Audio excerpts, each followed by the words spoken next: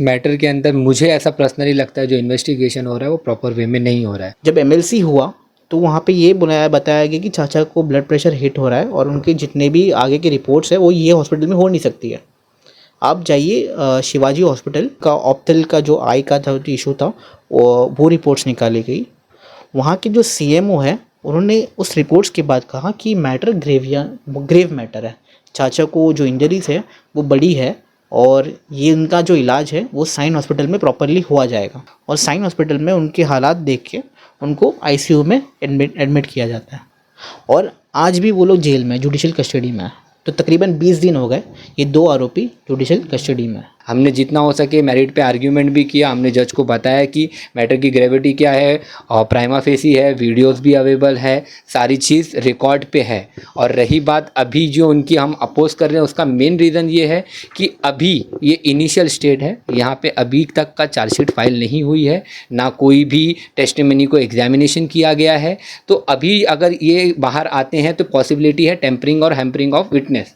तो उसका जो हमारा बहुत मेजर पॉइंट था उसीलिए हमने अपोज किया है इसके अंदर। और जो एक्यूज़ है एक जो है उसके अंदर वो जो है पुलिस एग्ज़ाम दिए हैं, उनके फादर कांस्टेबल है, तो उनके लिंकअप भी बहुत मतलब जो डिपार्टमेंटल उनके कांटेक्ट भी है, तो पॉसिबिलिटी है हैम्परिंग के। फेयर इन्वेस्टिगेशन नहीं है, उसके लिए मैं डेटा पूरा कलेक्ट कर रहा हूँ। एमएलसी भी हमारे पास है, हमको अटेम्प्ट टू मर्डर भी ऐड कराना है, तो रिट पिटिशन की मैं तैयारी कर रहा हूँ। मुंबई टीवी हर खबर सच के साथ। मैं हूं जैन से और आप देख रहे हैं मुंबई टीवी। जैसे हम आपको लगातार खबरों में दिखा रहे हैं किस तरीके से अशरफ हुसैन नाम के एक बुजुर्ग शख्स की ट्रेन में पिटाई की गई थी, मॉब लिंचिंग की गई थी। इस पूरे मामले में 5 लोगों के खिलाफ मामला दर्ज किया गया था। हालांकि इस पूरे मामले में अब तक का शुरुआत से लेकर अब तक क्या अपडेट है, हमारे साथ में एडवोकेट मौजूद हैं, उनसे जानते हैं क्या पूरा अपडेट है। भाई क्या पूरा इस पूरे मामले में क्या कुछ अपडेट है? जी अस्सलाम वालेकुम। जी अस्सलाम वालेकुम। मेरा नाम एडवोकेट सैफ़ है और मेरे कलीग जो है इस केस में साथ में थे एडवोकेट आबिद सैयद। हमारे पास ये केस मिला था 1 सितंबर को, जब चाचा के साथ में ये इश्यूज़ हुए थे। ये ट्विटर पे चला था, तो ट्विटर पे मैंने अप्रोच किया था कि रफ़ीक कामदार साहब को कि ये केस हम देख सकते हैं। तो फैमिली हमारे कांटेक्ट में आई और 2 तारीख को जब एफआईआर ऐड हुई थी तो 2 तारीख को हम गए थे थाने सिटी सिविल हॉस्पिटल में चाचा का एमएलसी वापस कराने के। कि चाचा का जो एमएलसी हुआ था पहली दफ़ा जब केस रजिस्टर्ड हुआ था, उस वक्त चाचा के एमएलसी में ग्रीवियांस कुछ नहीं आए थे। मतलब उन्होंने टेक्निकली एमएलसी को प्रॉपरली किया नहीं था, तो उस एमएलसी को हमको रिपीट कराना था और एमएलसी में ग्रीवियांस बताना था कि ग्रीवियांस है, आप लोगों ने देखा नहीं है। क्योंकि चाचा पहली मर्तबा जब गए थे तो वो एक लेमैन थे, उनकी फैमिली को पता नहीं था कि किस तरीके से अप्रोच करना है। जब एमएलसी हुआ तो वहाँ पे ये बताया गया कि चाचा को ब्लड प्रेशर हिट हो रहा है और उनके जितने भी आगे की रिपोर्ट्स है वो ये हॉस्पिटल में हो नहीं सकती है। आप जाइए शिवाजी हॉस्पिटल जो है कलवा में। तो हम वहाँ से चाचा को लेके शिवाजी हॉस्पिटल कलवा गए और वहाँ पे उनके वापस से एमएलसी हुआ, उनकी रिपोर्ट्स एक्सरे रिपोर्ट्स निकाली गई। ठीक है, उनका ऑप्थल का जो आई का था इशू था वो रिपोर्ट्स निकाली गई। वहाँ के जो सीएमओ है उन्होंने उस रिपोर्ट्स के बाद कहा कि मैटर ग्रेव मैटर है। चाचा को जो इंजरीज है वो बड़ी है और ये उनका जो इलाज है वो साइन हॉस्पिटल में प्रॉपरली हुआ जाएगा। क्योंकि वहाँ पे ह्यूमन रिसोर्स ज़्यादा है, इक्विपमेंट ज़्यादा है और ये मैटर जो है ये नेशनल टॉपिक बन चुका है, तो बेहतर होगा आप साइन हॉस्पिटल मूव करें। तो वहाँ से हम एम्बुलेंस में चाचा को साइन हॉस्पिटल लेके जाते हैं और साइन हॉस्पिटल में उनके हालात देख के उनको आईसीयू में एडमिट किया जाता है। आईसीयू में उनके सारी रिपोर्ट्स आती है और उनका ऑप्थल हुआ जाता है, उनका सोनोग्राफी होती है, उनकी एक्सरेज निकाल जाती है, उनकी एमआरआई लिखी जाती है। तो इन सारी रिपोर्ट्स के और उनका ट्रीटमेंट चलते चलते 5 दिन हो जाता है। अब इस 5 दिन के दौरान जब चाचा को आईसीयू में एडमिट किया जाता है तो जो पुलिस जीआरपी थाने जो एक्टिव नहीं थी इस केस को लेके, उन आरोपियों को अरेस्ट नहीं किया तो उन्होंने। चाचा जिस दिन आईसीयू में एडमिट होता है नेक्स्ट डे एक आरोपी पकड़ा जाता है। अब उस केस में हम एंटर करते हैं एज एन इंटरवेनर। आप पता चलता है, जैसे आबिद बताएगा आपको कि जिस तरीके से जब एफआईआर होती है किसी के ऊपर, ठीक है, तो जो कंप्लेनेंट होता है उसको पब्लिक प्रोसिक्यूटर मिलता है। तो पब्लिक प्रोसिक्यूटर को हमने इस केस में इंटरवेन किया कि इस केस को आपके साथ हम भी देखेंगे। ठीक है, तो हमने इंटरवेंशन फाइल किया हमारा और पहले दिन जब वो आरोपी अरेस्ट हुआ था, हम उसको जो पुलिस कस्टडी थी वो बढ़ाए थे, 2 दिन की पीसी मिली उसको हमारे आर्ग्यूमेंट के बाद। अब इसके बाद 2 दिन के बाद एक और आरोपी अरेस्ट होता है, अब उसकी भी 2 दिन की पीसी मिल जाती है और आज भी वो लोग जेल में जुडिशल कस्टडी में है। तो तकरीबन 20 दिन हो गए ये 2 आरोपी जुडिशल कस्टडी में है।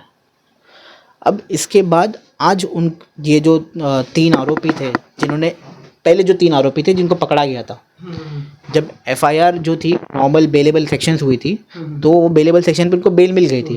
जैसे ही छोड़े तो नेक्स्ट डे जब ये अरेस्ट हुआ था, उससे पहले ही उसको एंटीसिपेटरी, ये तीनों ने एंटीसिपेटरी बेल के लिए अप्लाई किया था।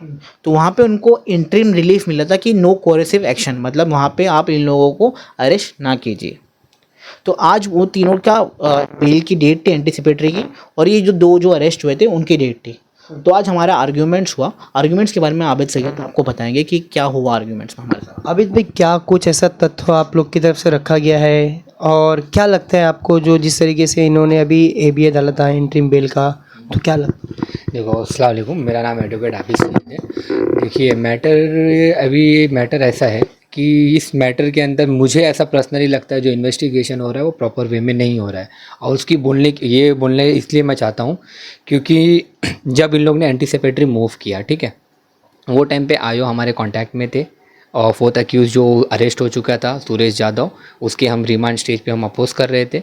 उसके ड्यूरेशन में हमारा कांटेक्ट भी था कि उन्होंने एक एप्लीकेशन मूव किया तो आपके पास कॉपी सर्व करे होंगे, तो वो नॉलेज हमें आती नहीं। और उसी दिन जिस दिन हम रिमांड कर रहे थे, सेकेंड रिमांड, उसी दिन उन्होंने एप्लीकेशन मूव किया, वहाँ पे उन्होंने इंटरिम एप्लीकेशन मूव किया, वहाँ आर्ग्यू किया, और वहाँ पे उनको नो कोर्सिव स्टेप पास हो जाता है, ठीक है, वो हमारे नॉलेज में आता नहीं है। और सेकेंडरी रिमांड एप्लीकेशन जब मैंने जितने भी 2 अक्यूज़ के जो अरेस्टेड अक्यूज़ हैं उनके जब मैंने रिमांड एप्लीकेशन को गो थ्रू किया, तो उसके अंदर मुझे पर्सनली दिख रहा है कि प्रोसिक्यूशन इसके अंदर कुछ प्रोग्रेस नहीं कर रही है।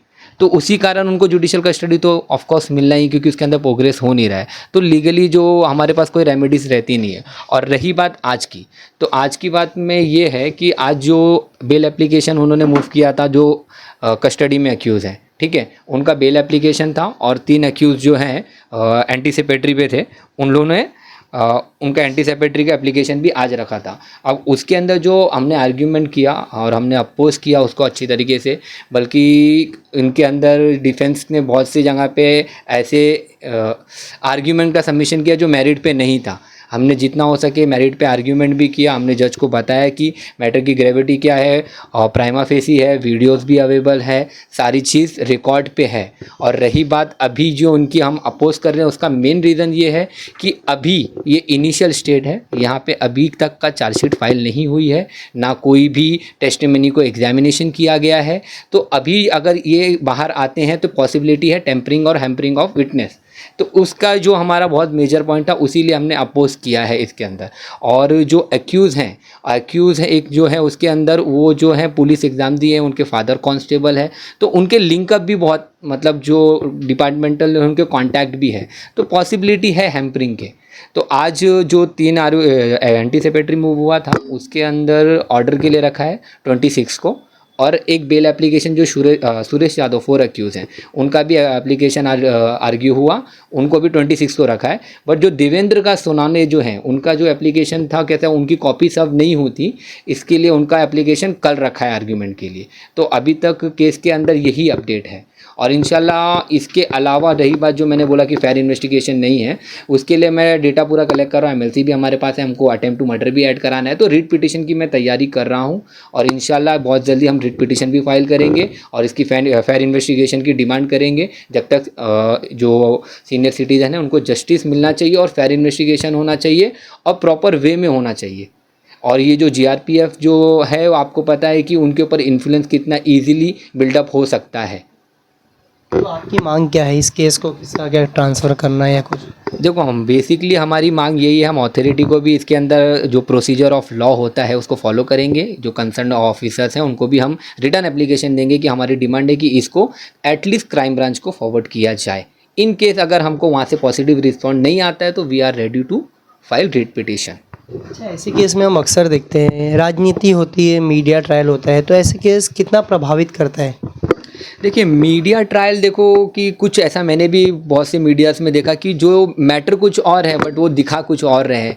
तो वो कैसा है कि वो अपने अपने हिसाब से मैटर को चेंज कर रहे हैं, मतलब जो उनकी सोच है उसके अंदर चीज़ को ऐड ऑन कर रहे हैं, जो चीज़ जैसी है वैसा उसको रिप्रेजेंट नहीं कर रहे हैं। और मीडिया ट्रायल के वजह से क्या होता है मालूम है क्या, जो असल में जो केस है ना वो वीक होता है। क्यों मालूम है क्या, कि मीडिया में कुछ आता है, जैसे कि अभी आज भी जो आर्ग्यूमेंट हुआ तो डिफेंस के आर्ग्यूमेंट का क्या सबमिशन था मालूम है कि डिफेंस के जो लॉयर थे उन्होंने ये सबमिशन दिया कि उससे पहले तो जो विक्टिम है वो ठीक थे, जब एट द टाइम उनको जब आईसीयू में ट्रांसफ़र किया उसके बाद भी मीडिया ने उनका इंटरव्यू लिया। वो आप देखेंगे वीडियो के अंदर आपको साफ दिखेगा, फोर्सफुली उन्होंने लिया। हमने कितना उनको बोला कि नहीं वो स्टेबल नहीं है, फिर भी आपको मालूम है कि मीडियाज़ को कवर करना वो टाइम पे कैसा बहुत सारी मौत थी। तो अब उसमें हम क्या कर सकते हैं, हमने कोशिश किया। अच्छा, ऐसे मामले को राजनीति तूल दिया जाता है तो उसका इस केस को कितना प्रभावित करता है, इंसाफ दिलाने में आपको कितनी दिक्कत आती है? क्योंकि जब इस केस को जब राजनीति किया जाता है तो अलग अलग तरीके के लोग अपने अपनी राय मशवरे देते हैं। जो कैसा है ना, पॉलिटिकल इन्फ्लुएंस ज़रूरी था इस मैटर में जब इनिशियल स्टेज पे था। अब मैं बताता हूँ, जब पॉलिटिकल इन्फ्लुएंस नहीं होता तो शायद ये इतना बड़ा ये नेशनल मैटर भी नहीं होता, जिसमें राहुल गांधी साहब, अखिलेश यादव साहब ने ट्वीट किया था इसके बारे में। क्योंकि जो पुलिस थी उन्होंने इस चीज़ को तो हल्के में लिया था, उन्होंने बेलेबल ऑफेंस डाले थे, उन्होंने इसको गंभीर तरीके से इस पर काम नहीं करना चालू किया था। क्योंकि उसमें से एक ऑफेंडर था, वो पुलिस का बेटा था, कांस्टेबल का बेटा था, और वो पुलिस का एग्ज़ाम भी दिया था और यहाँ पे वो भर्ती के लिए आया था। तो ये इस केस में आप देखोगे ये जितने भी मॉब लिंचिंग के या फिर हेट क्राइम्स के अटैक्स होते हैं वो मोस्टली रेलवेज़ में होते हैं, ट्रेन्स में होते हैं। इससे पहले भी महाराष्ट्र में एक अटैक हुआ था, वो रेलवे में हुआ था। कि रेलवे में क्राइम करना ईजी हो गया क्योंकि यहाँ के जो एविडेंस को टेम्परिंग करना, जो रेलवे पुलिस का जो कि यहाँ पे, क्योंकि इश्यूज़ ये होता है कि रेलवे कोर्ट जो होता है वो एक ही होता है, ठीक है, और एक कोर्ट रूम होता है हर एक एरिया में। जैसे अभी कल्याण का हो गया, वो थाने डिस्ट्रिक्ट का कल्याण में आ गया, मुंबई का हो गया सीएसटी में आ गया, ठीक है। तो यहाँ पे इनके पास ना मैन पावर होता है अरेस्ट करने के लिए, और ना ही ये लोग इनके पास जो पुलिस कस्टडी में रखने के लिए बैरिकेड्स होते हैं। तो अभी इस केस में भी क्या हुआ लॉकअप्स का कि जब थाने जीआरपी में जब इनको पीसी में मिली थी तो इन्होंने रखा था कल्याण जो आरपीएफ का पुलिस स्टेशन था वहाँ पे इसको रखा था। तो यहाँ पे नेग्लिजेंस हुआ। नेग्लिजेंस किसकी वजह से हुआ? पुलिस की वजह से हुआ। अब ये जाता है किसके एड ऑन में? जो हमारे अक्यूज है उसके एड ऑन में जाता है कि उसके लिए ये वीक पॉइंट मिल गया कि हमने तो कल्याण में ही रखा, मैटर है तनिया थाने का। तो इसमें पुलिस इन्वॉल्व है कि भाई ये केस को वीक कर रहे हैं हमारे केस को। नेग्लिजेंस पे नेग्लिजेंस। जब एंटीसिपेटरी बेल पे पुटअप किया जाता है, अर्चना दुसाने जो सीनियर पीआई इन्वेस्टिगेशन ऑफिसर इस केस में, वो हमारे कांटेक्ट में, उनको मैंने कई दफ़ा कहा कि कुछ भी केस में एड ऑन होता है, कुछ भी एक्टिविटी आप हमें बताइए। जब एंटीसिपेटरी हुई तो इन्होंने बोला हमें पता ही नहीं इसका, हमारे पास कुछ एविडेंस ही नहीं है, हमारे पास पेपर ही नहीं है। तो प्रॉब्लम यहाँ पे ये है कि हमें ये केस को पहली मर्तबा रेलवे में रखना ही नहीं है। ये केस है नेशनल ऑफेंस का। ये केस हुआ है एक मतलब एक बुज़ुर्ग के साथ जो 72 ईयर ओल्ड है, ठीक है, और एक पब्लिक प्लेटफॉर्म पे जो पब्लिक ट्रांसपोर्ट है उसमें हुआ है। और ये केस को नेशनली मीडिया मतलब इतना हाईलाइट हो चुका है, और उसको इस तरीके से आप चलाओगे तो कल के दिन जो आम नागरिक है उसका तो विश्वास उठ जाएगा कानूनी इससे। तो हम चाहते हैं कि इस केस को क्राइम ब्रांच जो है वो इन्वेस्टिगेट करे। हाई कोर्ट में हमें लेके जाना है इस केस को, या तो इन्वेस्टिगेशन ऑफिसर अपनी काबिलियत बताइए और जितने भी आरोपी जिसमें दिख रहे हैं वीडियो में वो सारे को अरेस्ट कीजिए, डालें सबको हवालात में। और देखिए ये जो बंदा इसमें से एक अरेस्ट हुआ है वो पुलिस ऑफिसर का बेटा है। तो हेट कितना बढ़ चुका है कि एक पुलिस ऑफिसर जिसकी जिम्मेदारी है नागरिक को सुरक्षित रखने का, उसका बेटा ही नागरिक को मार रहा है। उसमें कुछ बच्चे जो पुलिस का एग्जाम देने वाले थे, हाँ, मैं बता रहा हूँ ना, जो ऑफिसर्स के बच्चे हैं वो उन्होंने एग्जाम दिया था। और रही बात जो इन्वेस्टिगेशन ऑफिसर्स का, मतलब हमको एक नेग्लिजेंस नहीं दिखा उनका। फर्स्ट ऑफ ऑल नेग्लिजेंस ये था कि रिमांड स्टेज पे जब था मैटर, वो टाइम पे जब उनको पीसी ग्रांट हुई तो उनका काम था उसके अंदर प्रोग्रेस करना और उनको उनका जो भी इन्वेस्टिगेशन का प्रोसीजर उसको फॉलो करना है। इवन उन्होंने क्या किया, उनको लेके आके कल्याण में एक जगह पे लॉकअप में रख दिया और अपने प्रेमाइसेस में जहाँ थाने जो उनका एरिया लगता है वहाँ जाके इंट्रोगेट नहीं किया उसको। तो वो नेग्लिजेंस, वो साफ साफ वो काउंटर में डिफेंस वहाँ सबमिट कर रहा है कि सर रिमांड एप्लीकेशन में ये पीसी की डिमांड करते हैं, मगर ये जब पुलिस कस्टडी इनको ग्रांट होता है तो इसके अंदर ये कुछ प्रोग्रेस ही नहीं करते हैं, इवन ये तो अपने साथ लेके भी नहीं जाते। फर्स्ट पॉइंट तो ये हो गया। और सेकंड पॉइंट ये हो गया, एंटीसिपेटरी जब मूव होती है आप हमको बताते हो कि हमारे नॉलेज में नहीं है, तो ये जो चीज़ें हैं ये मिसमैनेजमेंट है। और हमने इवन उनको बोला कि एमएलसी एड ऑन की भी हमारी बात हुई, तो हमको ऐसा लगता है मे भी उनके ऊपर इन्फ्लुएंस है, क्या है वो हो सकता है, बट हमारी ये डिमांड है अगर फैन इन्वेस्टिगेशन हमको अगर इसके अंदर करना है तो हमको क्राइम ब्रांच को ये मैटर फॉरवर्ड करना चाहिए। तो बहरहाल इस केस में सबसे बड़ा अहम सवाल ये है कि जो जीआरपी पुलिस है वो क्यों लापरवाही कर रही है। क्या इस तरीके के मामले को इतनी सुस्ती से लिया जा सकता है? ये बहुत बड़ा मामला था। अगर पुलिस इस मामले को इतनी सुस्ती से लेगी तो आने वाले वक्त में इसी तरीके के अपराध देखने को मिलेंगे। कहीं ना कहीं अब देखना ये रहेगा कि इनकी साफ तौर पे यही डिमांड है कि इस केस को क्राइम ब्रांच को दिया जाए, जो इसे अच्छे से तहकीकात किया जाए। अब देखना ये रहेगा कि आने वाले वक्त में इसका क्या कुछ अपडेट रहेगा। फिलहाल अब तक का इतना ही अपडेट है। कैमरा पर्सन आमिर के जैन से मुंबई टीवी।